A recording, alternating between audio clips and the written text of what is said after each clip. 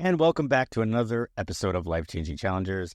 My name is Brad Minus. I am your host, as always, and extremely excited because I think we're going to have a ton of fun today with my guest, Kim Korte. And Kim is an author of the book Yucky Yummy Savory Sweet, Understanding the Flavors of Emotions. And she is a podcaster of which she runs the podcast Flavors of Emotion. So, Kim, how are you doing today? I'm fantastic. I'm really looking forward to this. So I have a feeling this is going to be a lot of fun tonight. Yeah, that's what we try to do. But I'm just excited to hear more about you and how you came up with this premise of flavors of emotion. So I'm so excited about that. But first, the question that everybody's waiting for me to ask. Kim, can you tell us a little about your childhood, where you grew up, the complement of your family, and what Kim was like as a kid? I grew up in the San Francisco Bay Area on the peninsula, so that's south of San Francisco, and spent pretty much most of my life there as a kid. A true Capricorn, so they say, very strong-willed, very independent, and also a problem solver. My parents told the story. My dad actually just reminded me of this not that long ago about how when I was around 3 or 4, and my sister, who's a year younger, so she was probably 3, let's just say we're 3 and 4, they were both really, really sick and fell asleep, like just passed out because they were so sick. And they woke up and they were like, oh my goodness, the girls, what's happening with them? And they came down to find us on the floor eating cereal. They could see that I had made steps out of the cabinet lower drawers, climbed up, got the cereal, and brought it down for my sister and I to eat. So even as a young girl, I was trying to figure out, like, what's the problem and how do I solve for it? And was raised in a fairly religious house. I would say very, very strict religious house. And, was very active in that. I had some unfortunate thing happen to me in that religion. One of the young men in the organization did something with me that he should not have when I was 5. And that kind of played a role in my adult life. Then another sad thing growing up is my mom was an alcoholic, and that also played a factor in my life. I mean, it was hard to watch. And, she eventually died of it right after my 30th birthday. And that was really hard because we were super, super close. And like I said, just a real strong-willed, independent from the get-go, really. Wow. So makes me think of it just because I'm also a Capricorn. What was your favorite toy as a kid? My horse. That's what comes to mind, is this horse that I got. And I wanted a horse so badly, loved horses like crazy. And I had this plastic horse, and I had a few horses, but I had this one, and it was just my very favorite horse. And I had that horse for so long, and I really wished I would have kept it. But I think that, and then my baby doll, which I had for many years, and I lost in a move. But I had a little baby doll that was cloth-bodied. I don't think you're as old as I am, but back in the day, they had little plastic arms and plastic feet and cloth bodies, and my brother would rip it, and my mom would do surgery on her because he was such a brat. I'd say those are my 2 favorites. Interesting enough. So I think when I was 5, and I got this amazing rocking horse that turned out to be my favorite toy. It was almost life size. It was a pony that you got on, and it had the full legs, so it looked like a full horse. It had these springs that would jut out from the 4 quarter panels so that you could bounce it up and down and go back and forth and up and down. Sitting in the living room with the Lone Ranger on the television was always my favorite. Bugs Bunny was my favorite. Yes. Bugs Bunny and Roadrunner show and Saturday morning cartoons. Love it. Love it. And then, of course, I did have action figures, not baby dolls, but action figures. And those were the life-size ones. Big. My uncle made me blocks, like out of 2x4s, no, 4x4s. So he made me blocks. And my parents said, my dad always says this to this day. He says, we would buy you stuff for Christmas and you'd probably spend about a week with it, but you'd always go back to the blocks. So here you are, right? You had some mischievous stuff happen to you at 5, which shaped your life, and an alcoholic mother that you were still close to. Oh. So that's kind of crazy. You said that it kind of shaped your life as far as having your mother as an alcoholic. What was your life lesson learned by having someone so close to you that ended up passing away of this debilitating disease? Well, it takes you a while to kind of come to grips with it and really see your life. Like, you have to be willing to be open to look at your life for what it is. And just because she was an alcoholic didn't mean that she wasn't a wonderful person, but she was definitely a woman who had her own demons, and she didn't know what to do with them. She didn't know how to handle them. And one of the things in my life, like from as long as I can remember, was we just didn't talk about things. Like, it was, call it willful blindness, cognitive dissonance. It was something that I realized, like talking with my father, even now, like he's 91, and he's been talking a lot more with my sister and I about his childhood and his life. And we hear stories. We both see him once a week, and we are now hearing stories we've never heard.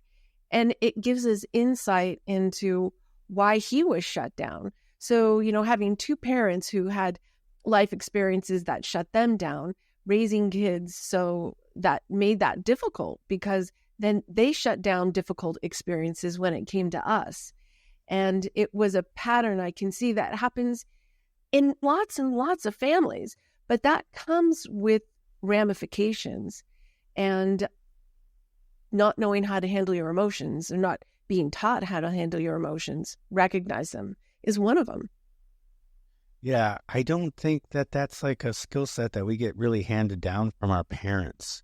My dad was pretty strict on me. He was the typical, hey, you're a good boy, you don't cry, you don't take your anger out on anybody else, but we'll find places for you to do it. So you do it on a soccer ball, on a punching bag, whatever, and you get it out and then you move on. That was it. That was like the sense of my emotional sensibility training. That's as far as it went. But I think that was pretty common in our generation. You can't teach something that you don't know. Exactly. So did you go to university? No. I did, but online. Not like go to university. Okay. What was high school like for you? I was like, my girlfriend and I, her name was Betty, we were like neutral city. Like, we were friends with everybody.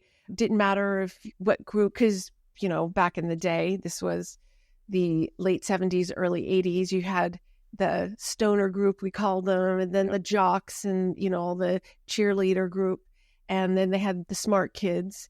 And then you had all the rich kids, because I went to a school that was bussed in people such as myself who were middle class, and then a bunch of really poor kids into a school that I went to school with the son of a very famous singer.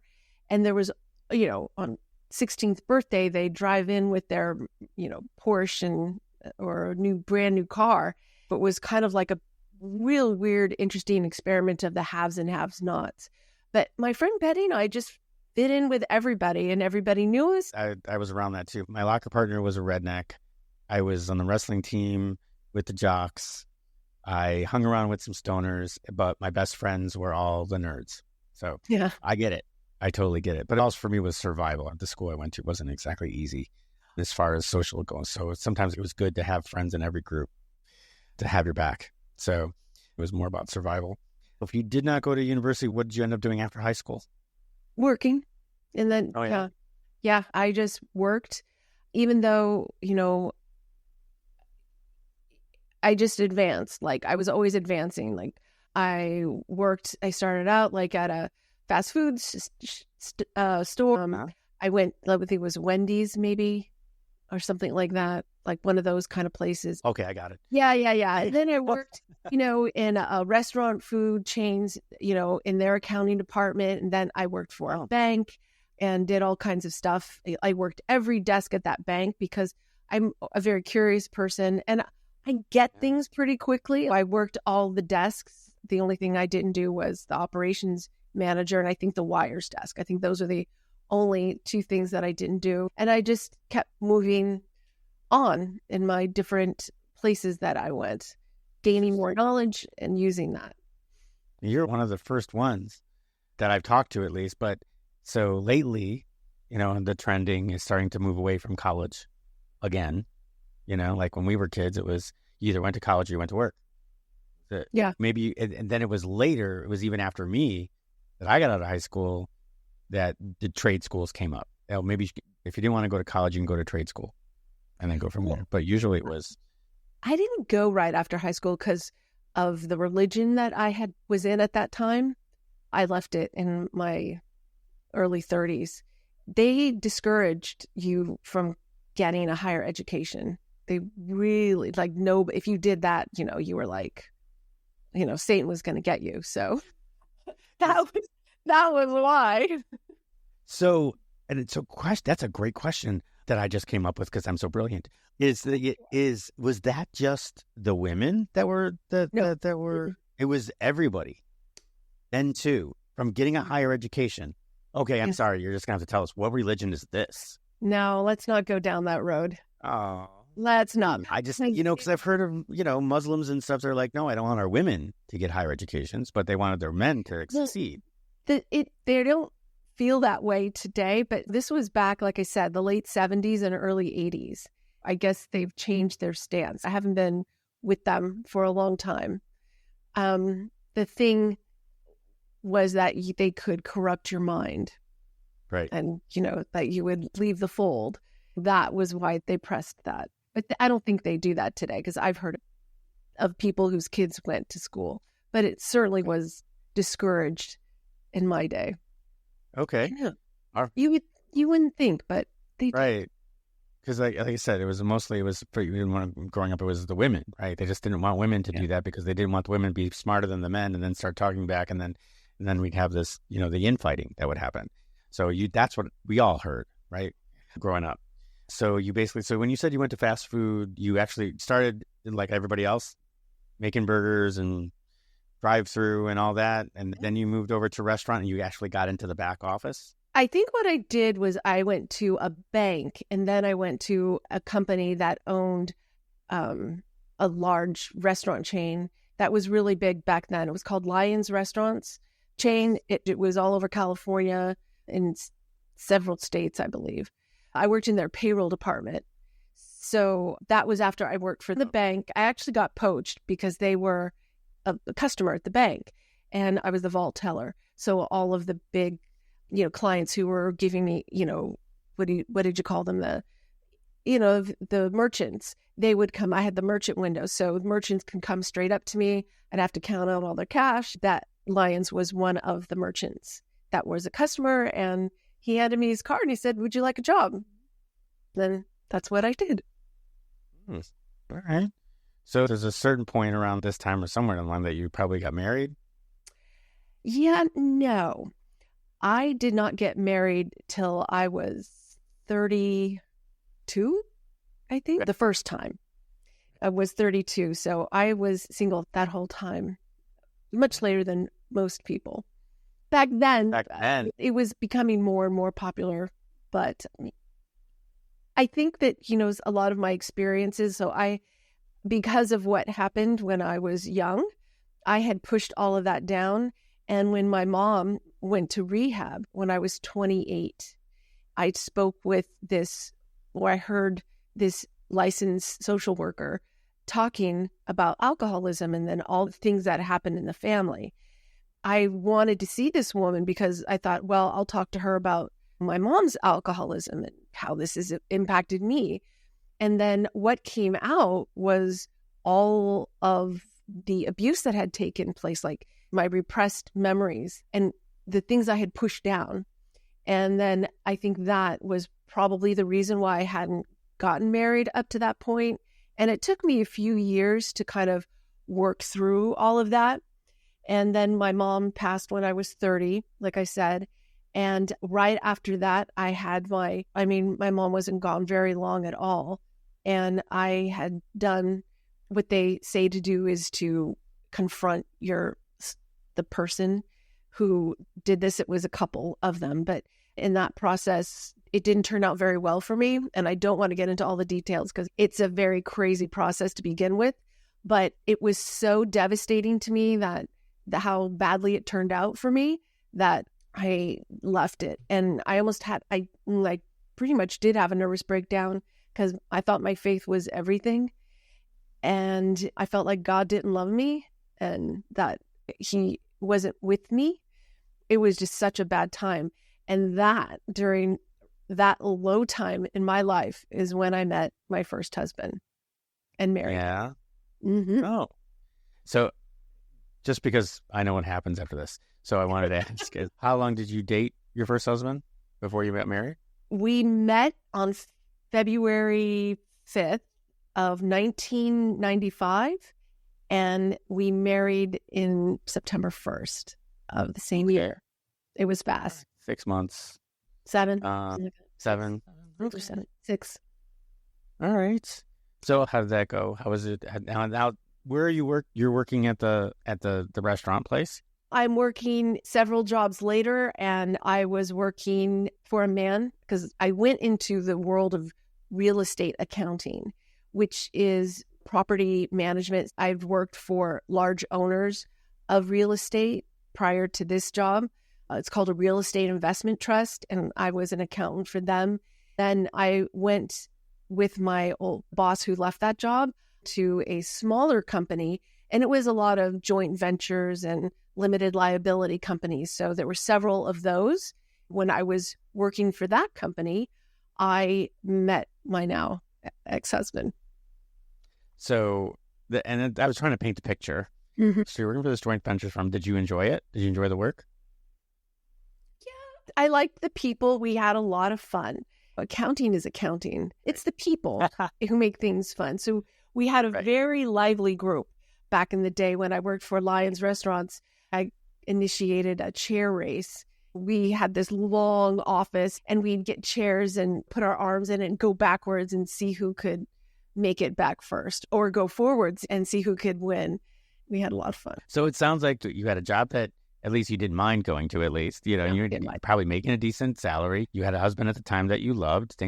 Sounds like at this point in your life, things were going pretty well. Yes, things were on the upswing, because when things went really sour, I was working at this company and they were very supportive of me. And so after meeting my husband, my mood and my life lifted up quite a bit. So you mentioned that it's your first husband, and now you're ex-husband. Yes. So do you want to tell us a little bit about that? Yes, I'd love to. So he had been ex-Navy and wanted to go to school. He had previously been a carpet installer. And I said, hey, because he had moved from New York to be with me.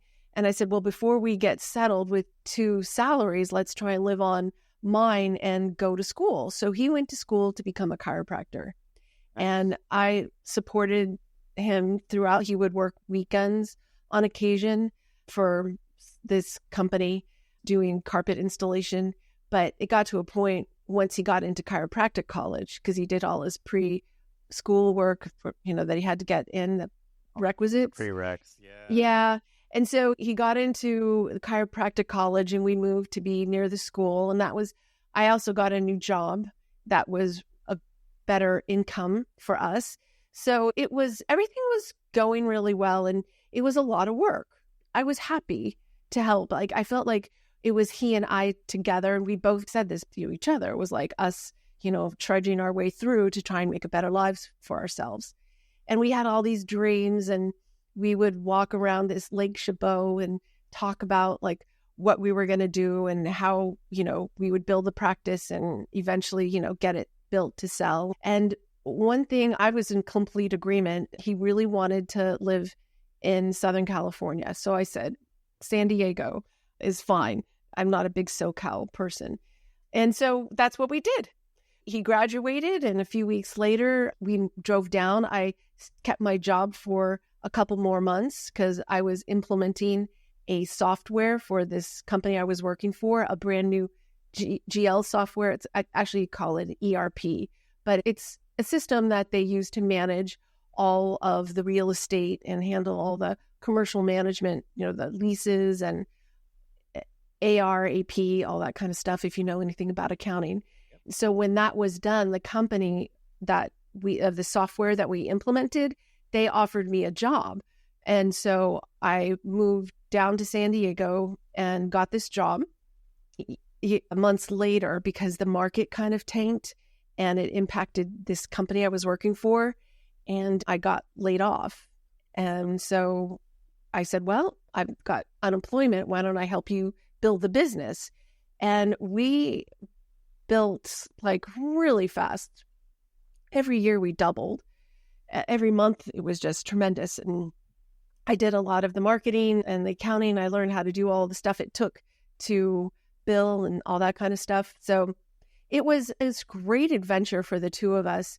And eventually my ex-husband wanted to open up a running shoe store, which you're going to appreciate, Brad, because he focused on feet and gait. If you're having back problems, he would first look at the feet, because even when he was in school, he was able to help people just by putting in a lift in one of the shoes. Just something ever so slightly, centimeters, could make a huge difference on the wear and tear and how you walk, which is gait and running gait. And so we opened up a running shoe store, and it was stressful, beyond stressful. But during this time, we also had hired this woman to run the front desk because I wasn't running it for the chiropractic practice. So we opened up a running shoe store, and we had a door between the two, which could lock. So like when the store was closed or the chiropractic office was closed, we could lock people out. And I was running the shoe store, and he was doing his chiropractic thing, and I was still doing all the books and all that stuff because that's just the direction it took. At one point, though, so just as a point, I had done consulting work around this system that I used to implement, but he didn't want me to because I was away from the business too much. So anyway, long story short, he starts an affair with the woman that we hired, and it went on for about a year. And it wasn't like she was just an employee. Like, I loved her. I thought she was my friend. We used to have so much fun together. And every Monday night, the practice would be open late. So I would go home and make the three of us dinner. And yeah, it was hard. And so, I guess you can kind of take it from there. We got a divorce, and I moved from San Diego back to San Francisco because of my connections in my old consulting world. I got a job in San Francisco, and that's the marriage. Oh my, I can't even imagine. Oh, how you felt. I mean, first of all, I've been to San Diego a few times. Mm-hmm. I don't think there is better weather and atmosphere, cleanliness anywhere in the United States like it is in San Diego. It's pretty nice. Yeah, I've run a couple marathons out there and a couple triathlons. I love San Diego. So here you are in one of the nicest environments in the United States. You're in love with somebody. You've built two businesses from scratch. Yes. And they're thriving. And it sounds like, from what I'm getting in it, is minus the accounting, because you said, of course, accounting is never fun. But it sounds like the rest of your work, you're having a good time, and then you just had this little piece that you still enjoyed with the business consulting. So it sounds like life was freaking amazing at this point. And yes, just to find out that consulting had ended before we opened up the shoe store because he didn't want me away. But I definitely had lovely people who worked for us because we had the shoe store. We had great people. Our patients, I loved our patients. And, you build friendships with all these people. So right. my whole world was in these two rooms, in these two offices. How do you handle something like that? How do you handle it just being stripped away, just like that? what did you do? I mean, besides move to San Francisco. Yeah, you lay on the floor of your condo. So this was like my tipping point. Mother's death, the whole religion thing, all of these things that had happened. And, I was laying on the floor of my condo. It went from light to dark. And I just laid there like doing like a life review, really. Like, how did I get here? What did I do? Like, why, what was I so bad? I didn't think I was that bad. I knew I'm a strong personality for sure, but I didn't think I was a horrible person to deserve this. And I got up and said, I'm not going to let this happen to me again. And I realized I can't change anybody else. I couldn't change him. He was also another one who never knew how he felt, couldn't face reality of things. He was a pusher downer, as I like to call it. I just made a decision right then and there. I'm like, I'm not going to do this again. And that's when I went on my journey. All right. So here you are, Here I am. Some major adversity from the get-go. Yep. And now you've built things up. You got to a point where you were super happy. Everything was great. And now that got stripped away. And then you decide, no, this is not going to happen to me again. Now it's these steps that you're going to take. Tell me some of these first steps that you were taking to say, okay, I'm not going to let this happen to me again. How do you go about that? Well, I didn't know what to do. When I was in San Francisco, I think that was for like a year or so working.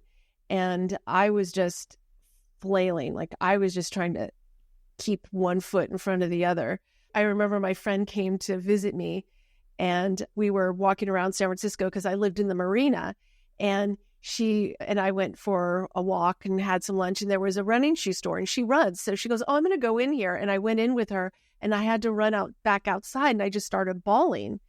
And I needed that year to kind of like get my footing back. And I got into my work, and then I had an opportunity to get back into consulting. So I implemented another system for this company that was a system that was related to the system that I used to implement. So I went and talked to the owner, and he's like, I would hire you, but I can't. He goes, if you become a consultant, I can send you work. So I quit my job, moved back to San Diego because I told you I was stubborn, did not want to be run out of town on their terms. I wanted to leave or do whatever I did in the future on my terms. So I went back to San Diego. I started my consulting business, and that was great. And then I had this neighbor, Marla, and she said, hey, we got to watch The Secret. And so I watched that with her, and I thought, oh, this gives me some ideas. And I built this heart. It's a Venn diagram. So if you imagine a heart like a Venn diagram, and so one side of the upper circle is me, the other side was my partner, and in the middle was the two of us, and everything that made up the V down below, that is my friends and family. So this was to represent my time in my relationships, because I wanted less time together and he wanted all time together.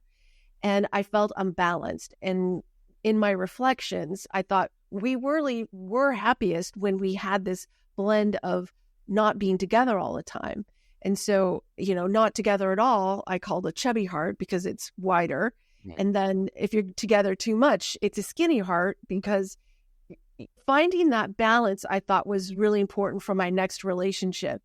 And then I kept this heart up all the time to kind of say, this is what you want. This is what you want to have, because what's the secret about visualization? And then my friend who was having problems with his girlfriend, and we were out for dinner, and I said, here's this heart. And he's like, you got to write a book on this. He goes, this is good stuff. And so I did. And that was my first book. But even that wasn't enough. That just wasn't enough.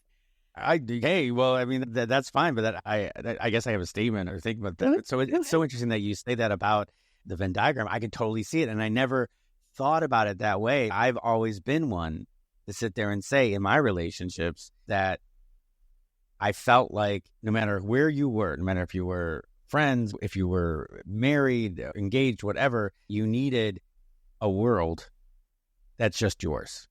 And you have a world that's just your partner's. And then when you get to that Venn diagram, you've got the world that's yours together.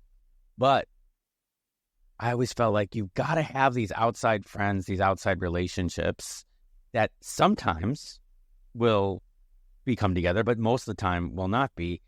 Because what the heck do you talk about at the breakfast table? If that skinny diagram is together like this all the time, right? You're always together. So what do you talk about?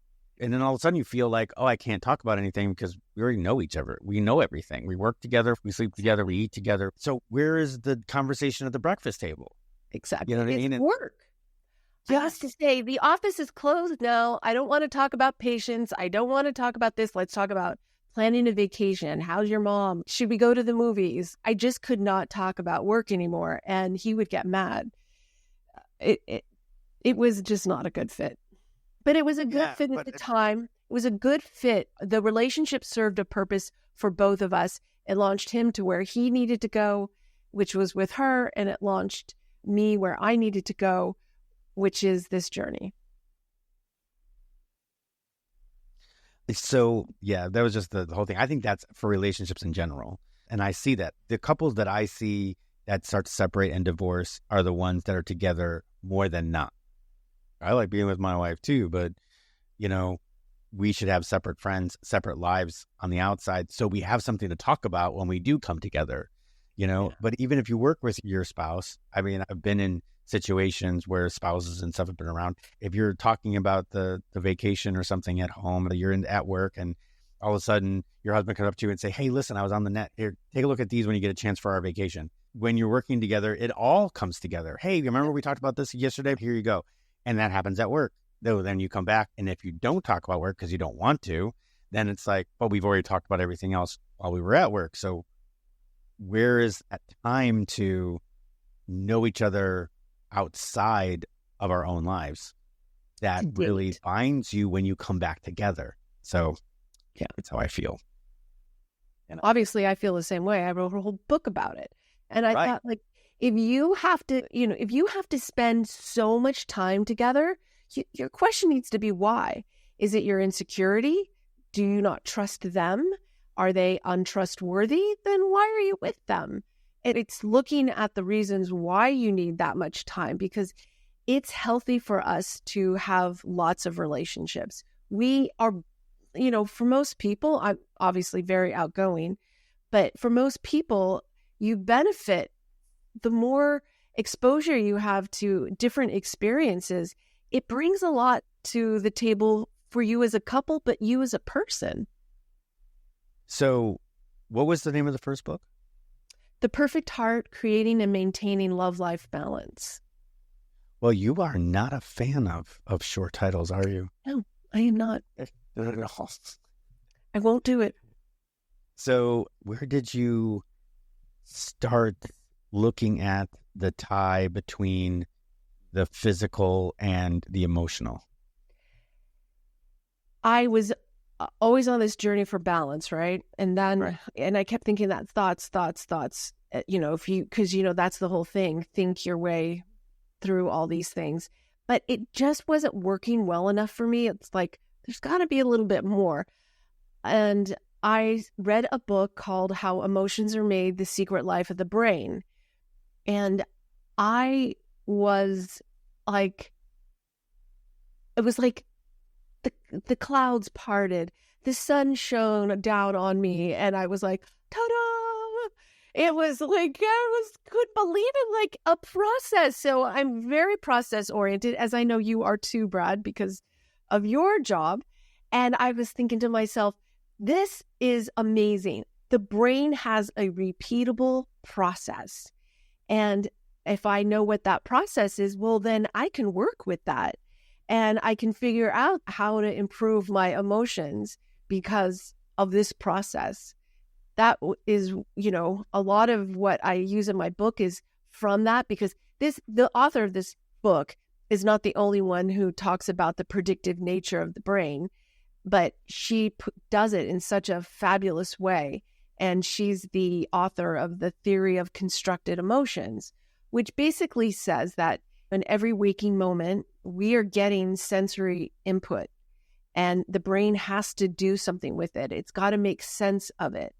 And so we make sense, like you are predicting me now with your brain. Like you've been around me long enough now, or seen me and know, like if you saw me again, you'd know Kim, but you already had the concept of a woman with blonde hair and all this other kind of stuff. So it's just building on this concept that we start to create when we're little tiny babies, like from the time even that we're in the womb at at 7 months in the womb, we start to recognize voices. And this is all a part of this learning and this wiring that takes place in the brain that we use to see, we use to hear, we use to smell, we use for everything. And our brain is predicting all of it. And we don't notice this prediction time, but that's what the brain does. So it was mind-boggling for me, and especially after I read a few more books on similar topics, is that, our whole world is in our head. There's a great philosopher who talks about like red. Do we both see the same red? We don't know when we look at red that we are seeing the exact same red. And even how I see you could be different than how your wife sees you, just because I don't know how she sees it, because it's all in here. Well, so are emotions. And we predict our emotions. And what we use to predict our emotions is just what we use for what we see and what we hear. So I call those recipes that we use for our emotions, or emotion recipes. So when this data is presented from our inside and outside world, and I'll get there in a second, the brain gathers it and it creates, we call them memories, call it learning, call it experiences, call it beliefs, whatever you want to call it. It's all the same thing. So it's using everything it's got available to it in our brains, and it's going to make a prediction or a best guess based on its closest match. So that's what it's going to try and do, is get its closest match. And so these little neurons in our head release these peptides. It's like a bunch of servers. So the neuron cooks the recipe up, and then it gets sent out via these peptides to our body. That's the physical chemical reaction that we get. That's our emotion. And then we feel it when we can connect to the sensations produced by these peptides. In fact, the author of her name is Candace Pert. Molecules of Emotions is the name of the book. And that's where I learned about these peptides that get released. And so our ability to connect to those feelings is a sensory system. And so when we can connect to the feelings, then we can better recognize those emotions that are created. But just like you said, your dad told you don't feel, I learned like this doesn't feel good, so I'm not going to feel this, or I just learned to not feel things that seem like it could potentially be bad. And so I shut down that sensory system, and we can build it up. And that's why I like to use in my book the example of flavor. So flavor is a combination of senses, just like our emotions are using a combination of senses. What we see, what we smell, we know from COVID how important our sense of smell is, in addition to our taste buds, to actually capturing flavors. And it actually change flavor to something bad. And then we've got what we hear. They have studies now that show that certain sounds can influence the flavors of food. That's why they have music, or that's why they play certain things. So all of these sensory systems can factor into how something tastes, and so does how we feel about it. If we've had a bad experience, it's going to impact our like or dislike of something that we see. And we might not give it another chance, or we might assume something, like we might see a food and go, "Ooh, I don't want to eat that," without ever really tasting its flavors. And your original experience could have been wrong. Like you could have tasted it incorrectly, or it could have been made differently, or whatever. The point is that it's including all these sensory systems that we use for emotions, including how we feel inside, which is why I use food. If you're someone who's not comfortable with emotions, you might be very comfortable with food. If you learn how to taste food like a chef, noticing all the little intricacies and nuances, that is a skill. I propose, and others would agree with me, that it's also a skill to recognize our emotions and that with that kind of distinction, to notice the nuances between certain situations so that you can distinguish them from other past experiences.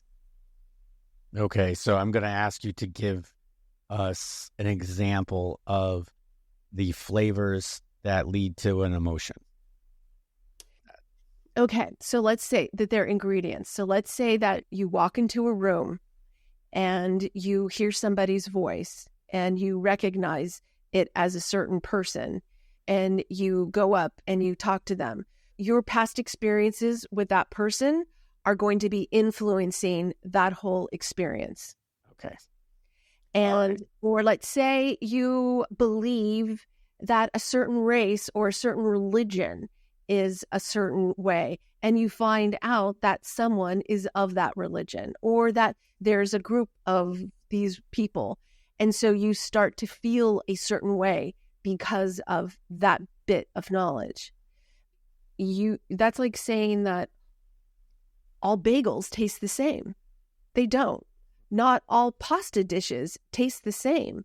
And when you start to lump experiences and people and groups and locations, if you start to lump them into this one bagel group and not noticing the nuance of like, well, it's not just a bagel. It's a bagel with cream cheese and a fried egg, and it's got salt on top of it. And so we don't take that type of time, and actually it doesn't take that much time once you get used to doing it.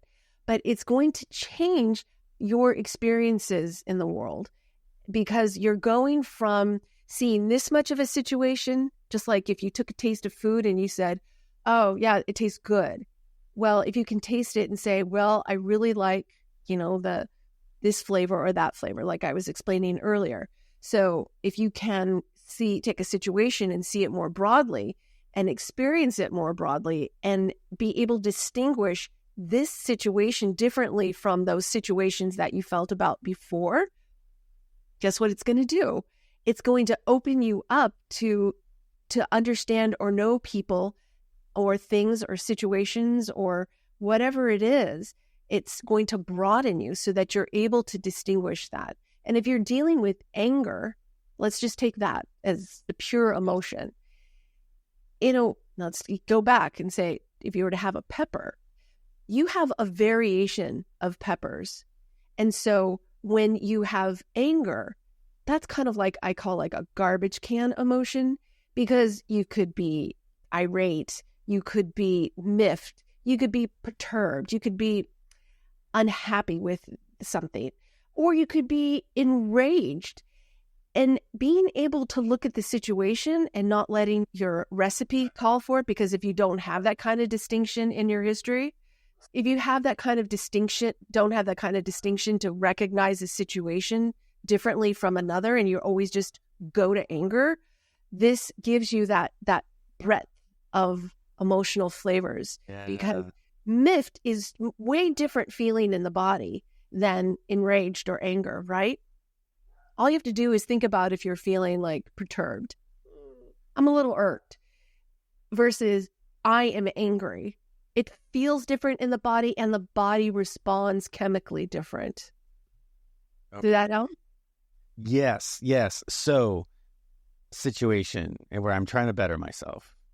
I come up to a stoplight and I'm watching the light turn green. Somebody in front of me is on the phone and misses it. And so we end up missing the light now. And it's all because of that person that was on the phone, and the light turned red and Now I've got to wait through another full cycle. And I get more than miffed. I get perturbed. I need to take that back and dig into that to find out, well, what is really going on here? Is it just because this person's on the phone? What happened before that made you miffed because he was on the phone that made this light turn red? What are those flavors that are making you do this, making you feel this way just because somebody was not paying attention for just this 1 minute in time? I talked about how our brain stores all of our emotion recipes, right? It stores everything, but for the intense purposes of this conversation, it stores our emotion recipes. Well, our kitchen, the brain, it might not be in good working order. So think about your underlying mood that you're in any moment. Your mood, if you're tired or hungry or angry at somebody else, you've got this condition that you've put into the kitchen to kind of predispose how it's going to cook. So if you're already in that state and not out of it, well, that's the kind of recipes that you're going to cook up, right? But this is where thought is so powerful. Our responses are automated. And the only way for us to overcome that is with conscious thought. So thoughts that just are generated, right? Like non-conscious thoughts that we get, like we're not really thinking, it just comes to us. Those are using the same things, those same memories. The only difference is that memories are made up of sensory signals, right? Like all that sensory input that goes into making our memories. Like we may remember the thought, but the initial response has those sensory systems of what we saw, what we heard. Think of any memory that you have, and it's going to be what you saw, what you heard, what was going on around you, and how you felt at the time, because it's a sensory system. Our thoughts that we have are going to be generated from those same kinds of recipes. And we can consciously stop it and say, okay, what is going on here at this moment? Because anger doesn't serve anything really in a moment like that. It's not serving you. It's not serving them. So what is it about? And it doesn't take that long if you just say, hey, you know what? I don't know what's going on with this person. They may be talking to, the emergency room that their kid is in, or that their mother is in a panic, or something's going on in their lives. And so if you were really needing to get anywhere, maybe you go into another lane, or you gently tap so that they get, prompted to move. But, understanding in that moment that your anger might have nothing to do with them and a lot to do with something else, but it's that conscious thought about it that makes the difference. And I always say that emotions are not positive or negative, the outcomes are. And so, yes, anger or fear can produce chemicals in our body that we need at that time, because if there's danger ahead, we need to be fearful so that, have all those chemicals going so that we can up and run. We need that energy. Divert it to my muscles, take it away from my, everything else, my digestion, get me booking away from the trouble. The thing is that we can produce it just with thoughts. And so when we do this, when we take our chemicals down, then we're just allowing ourselves to be in a calmer state, and our outcome then is more productive. Does that make sense? Does that answer your question? Yeah. And what I keep thinking about is just our little example here, which is, kind of a miffy little example, but, you're sitting in there and that's like salt. It's salty. It's that anger, that miffness, the ways that I'm getting salty, and I need to, how do we balance that? How do we change the chemical reaction of salt? You need to add something sweet. So maybe if I really was conscious, like you were saying, you need to be conscious about it. Wouldn't I, instead of going that way, recognize that this salt is coming and I need to change the chemical reaction of that in the frying pan, or maybe it's pepper or whatever, and I need to change the chemical composition. What am I going to add? I'm going to add sugar. Well, what's sugar? Something that feels better. So maybe instead of going there, I flip the radio to a song that I know makes me happy and increases my endorphin level to where it brings up the sugar. So now I'm making a chemical reaction. So if I notice, if we really want to be conscious about it, we want to stay away from those negative feelings, and we call them flavors. I'm thinking, okay, you start feeling the pepper. Well, the pepper's starting to make you, starting to make you sweat, starting to make you irritated. Let's add a little sugar to it. Find that piece, that stimulus. And maybe it might be a song. I refuse to get angry at something that means nothing, that it's not deserving of my anger. I'm going to take this French fry, I'm going to put it in my mouth because it makes me feel comfortable. Advocating food to... No. I know that. Yeah. But what I'm saying is it's not about the French fry and the flavor of the French fry. It is. We're changing what we're doing is we're changing the chemical composition of our recipe, right? So we're saying when I'm at a stop and somebody is on the phone, I can, this is what I'm going to do. Like what good is it doing you to get upset? Yes. And so this is you're helping yourself, right? Because that anger doesn't benefit you. And you can hurt yourself too with loving too much. It's not just the negative emotions, it's the positive ones too, quote unquote positive. You can give love inappropriately and to the wrong people because your definitions of what has to happen for you to feel love, what has to happen for you to get angry, what has to happen for you to feel certain emotions is critical, because we are cooking old recipes, right? Like the stuff I learned growing up, I'm sure the stuff you learned growing up, anybody listening, you know how unhealthy some of those recipes were. And so it's up to us to catch them and not cook them anymore. And that's what I love about what I write about, is that learning to change the recipe, because the chefs in your head, they work for you. And nobody can change them but you. When you say somebody made you mad, no, your ingredients that you received from them is what made you mad. Does that make sense for you to be mad? Or is it something else? And so it's being conscious of it. And it takes a little bit of work at the beginning, but like for me now, it's just second nature that I am more conscious in thinking about like, what is going on here? And it doesn't have to be in the moment. It can be later on. But as long as you can understand, and this is something really critical that I haven't talked about yet, is that your brain predicts, but it also can predict poorly. And when we were talking about, being tired or in a bad mood, that could lead to a poor prediction. High levels of stress, a bad diet, not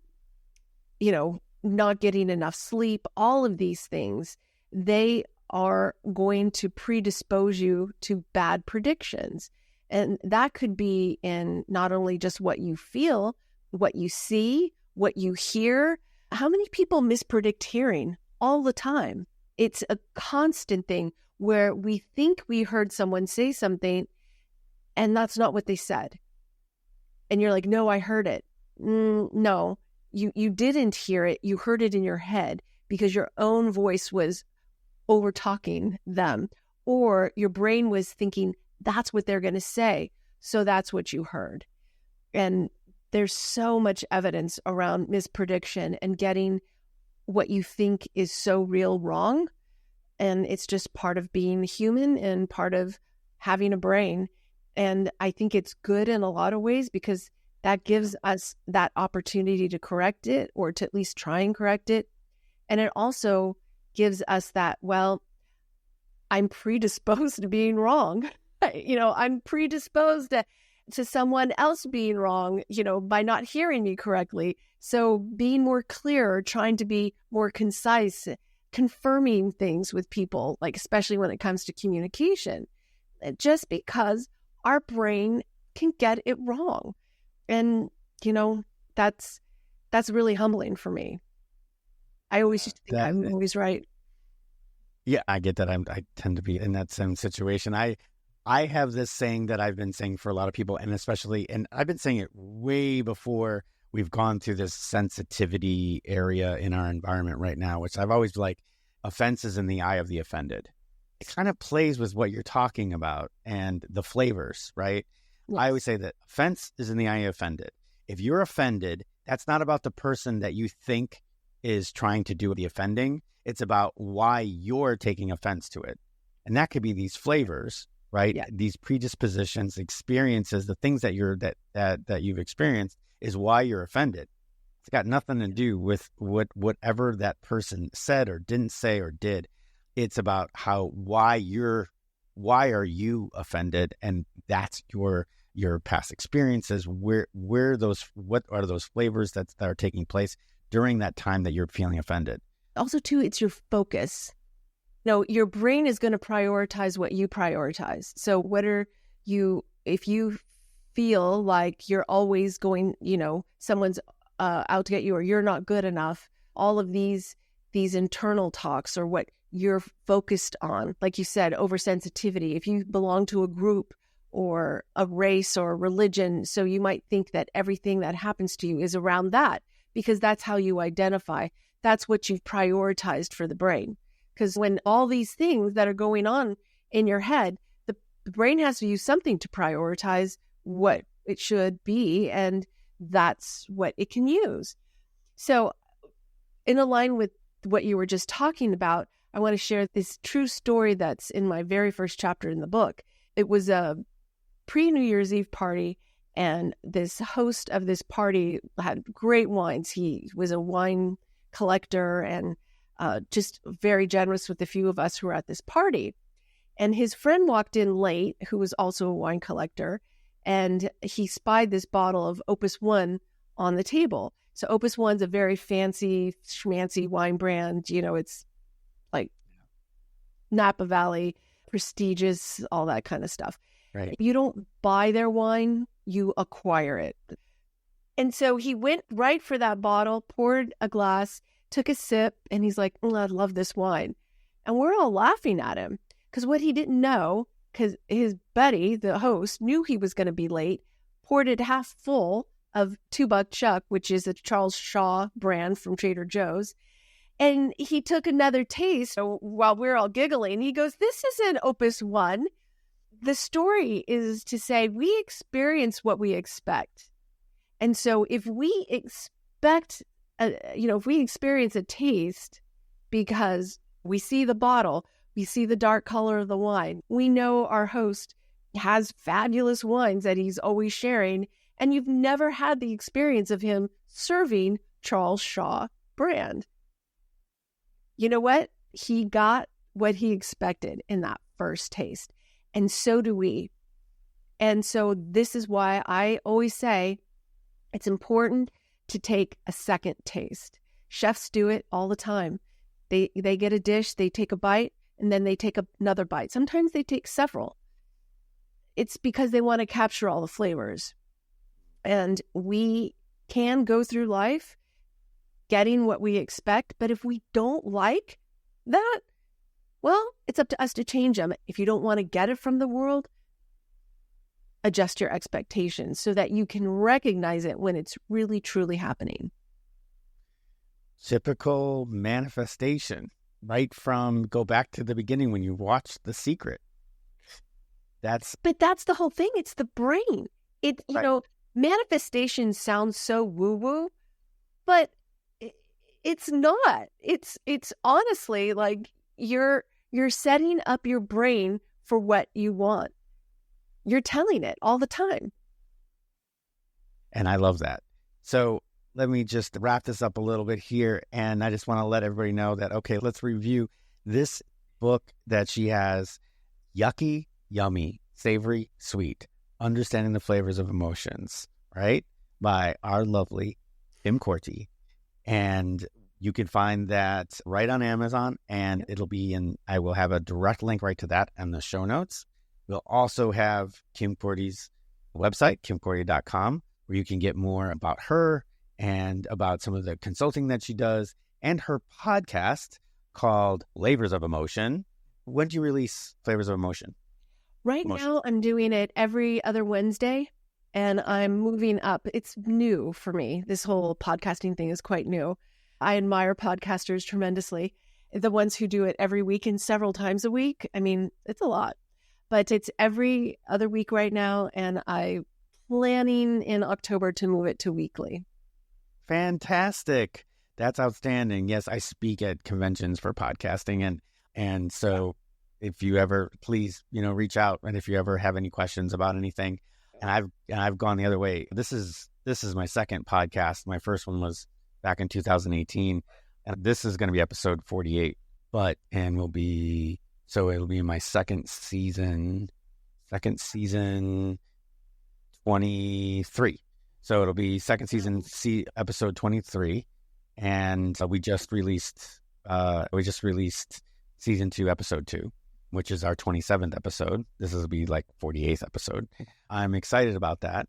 I just recently went from 1 day a week to 2 days a week releasing.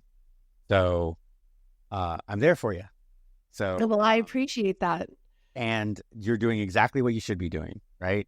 You're staying consistent. It's bi-monthly. Then you have an idea that you want, then go weekly. And if you find yourself with extra content, then you can do bonus episodes before you move to twice a week if you end up doing that, or you stay on once a week. Most of the good podcasts right now are once a week. Congratulations. Exactly. You'll change that. I'm no Joe Rogan who does 5 days a week and does 2 to 5 hour podcasts, but hey, I don't have that kind of name. That's a lot. But of course, he gets millions of dollars for it too. So someone was paying me millions of dollars to speak 5 days a week. I'd do it. Yep, exactly. And that's a whole different story. We can talk about podcasts all day long. Definitely check a book. Check out her website, kimkorte.com, which has also got all of the stuff that I've told you before. And I'm going to put all that in the show notes so you'll have easy access to it. And last but not least, Kim, thank you. Thank you so much for joining us on Life Changing Challengers. You continually overcame adversity, and you did it in an uncommon way, which is exactly what we do here on Life Changing Challengers. Well, thank you for having me. Who knew that we were so similar? Right, exactly. Right. So, and for the rest of you, please go ahead and share, subscribe, podcast, and especially if you know somebody that some of these takeaways that Kim has talked about, please share the episode so that they can take advantage of her wisdom. And for the rest of you, we will see you